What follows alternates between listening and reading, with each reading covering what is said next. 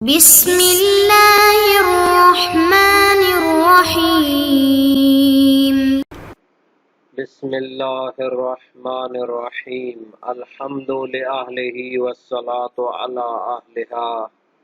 عزیز طلبہ، السلام علیکم ورحمۃ اللہ وبرکاتہ۔ شرح العلوم اول درس نمبر 99 میں مفہوم استحاضہ پر گفتگو ہوگی۔ اس میں استحاضہ کی تعریف اور اس کی ماہیت اور مفہوم کو بیان کیا جائے گا، اس کے متعلقہ اصطلاحات اور متعلقہ مسائل کو بھی زیر بحث لایا جائے گا۔ سب سے پہلے استحاضہ کی تعریف میں جو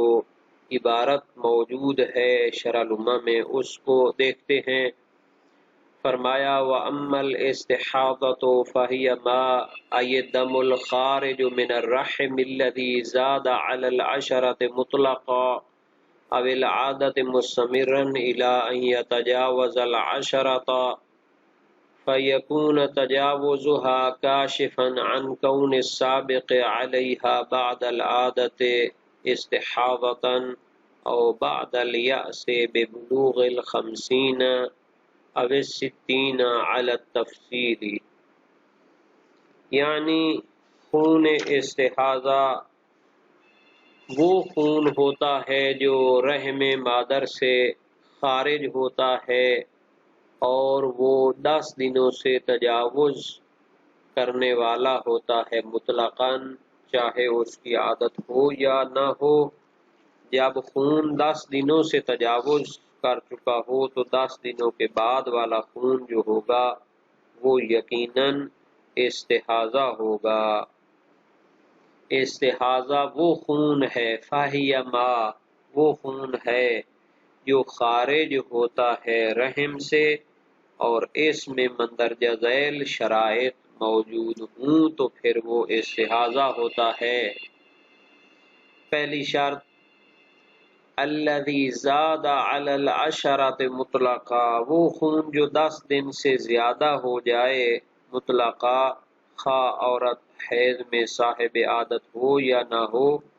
پھر صاحب عادت کی عادت 10 دن ہو یا کم تر ہو تو 10 دن سے زیادہ جو خون ہوگا وہ استحاضہ شمار ہوگا۔ او العادت مستمرا الی ان یتجاوز العشرۃ، دوسری شرط یا وہ خون جو عادت حیض سے زیادہ ہو اور برابر جاری رہے یہاں تک کہ 10 دن سے بھی تجاوز کر جائے، تو جو خون عادت والی عورت کا ایام عادت کے بعد آئے گا وہ بھی پھر استحاضہ میں چلا جائے گا۔ جب 10 دن سے جاری رہے، 10 دن سے اس کا خون تجاوز کر جائے تو عادت والی عورت کا عادت کے بعد والا خون اور 10 دن کے بعد والا خون وہ سارا استحاضہ شمار ہوگا۔ فَيَكُونَ تَجَاوُزُهَا كَاشِفًا عَنْ كَوْنِ السَّابِقِ عَلَيْهَا بَعْدَ الْعَادَةِ اسْتِحَاضَةً، تو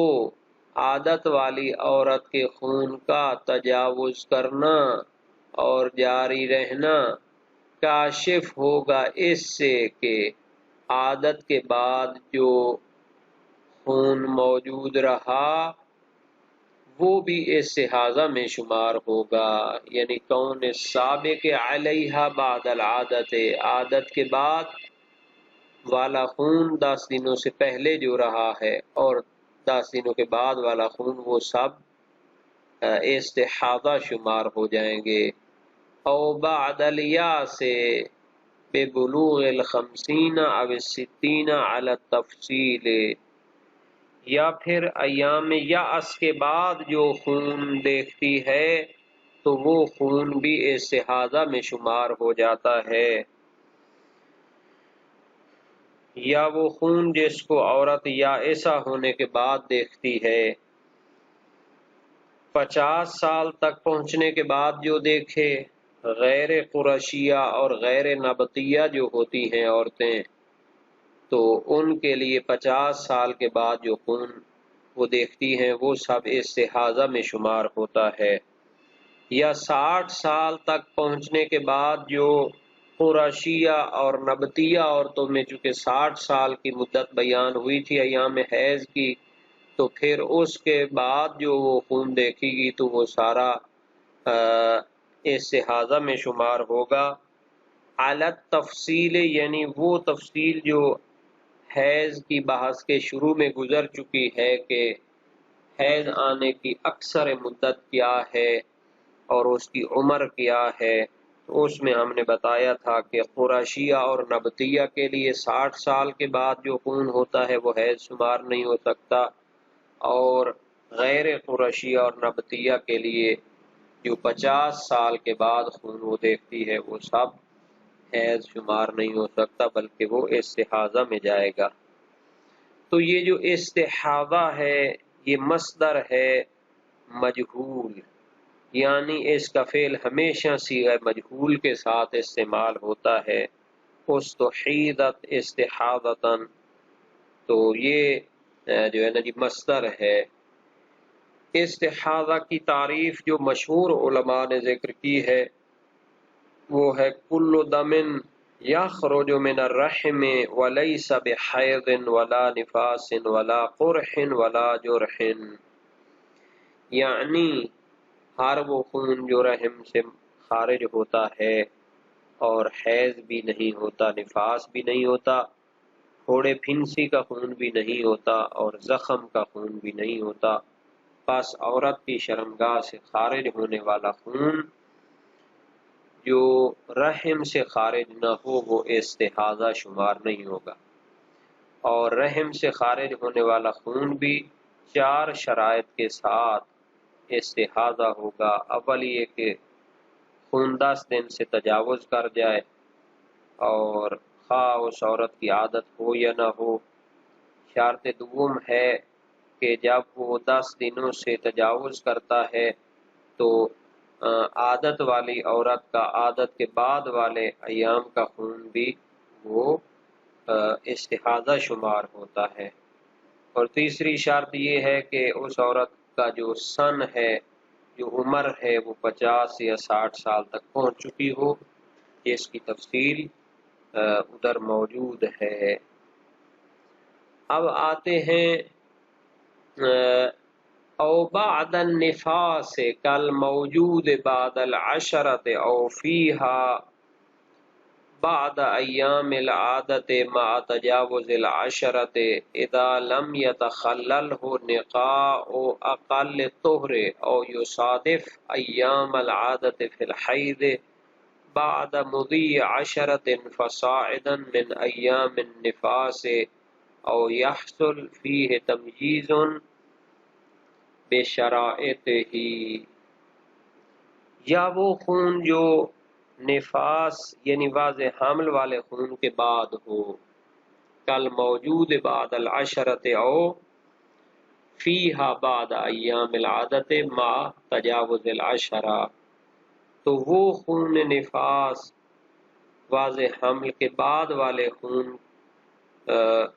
کو بھی استحاضہ میں شمار کر سکتے ہیں، جیسے وہ خون جو موجود ہو 10 دن کے بعد، او فیہا بعد ایام العادت، یا 10 دن کے اندر موجود ہو لیکن اس کی عادت ہو، اور ایام عادت کے بعد خون اگر جاری رہے 10 دنوں سے تجاوز کر جائے تو 10 دنوں کے بعد والا بھی اور عادت والے دنوں کے بعد والا خون بھی استحاضہ میں شمار ہوگا۔ اچھا، اس کی شرائط ہیں اذا لم يتخللہ نقاء اقل طہر، نقاء اقل طہر، پہلی شرط یہ کہ فاصلہ نہ ہو نفاس اور اس خون کے درمیان اقل طہر 10 دن کا، تو اس زائد خون کو بھی استحاضہ شمار کیا جائے گا۔ او یصادف ایام العادت فی الحیض بعد مضی 10 فصاعدا من ایام النفاس، یا وہ خون جو مصادف نہ ہو، یہاں یصادف پڑھا گیا ہے کیونکہ لم یا تخلل پر عطف ہے، اور لم جازمہ اس کو بھی جازم دے رہا ہے، یا وہ خون جو مصادف نہ ہو، ملا ہوا نہ ہو ایام حیض کے ساتھ ایام نفاس سے 10 دن یا زیادہ گزرنے کے بعد، کیونکہ اگر ایام نفاس سے 10 دن یا زیادہ گزرنے کے بعد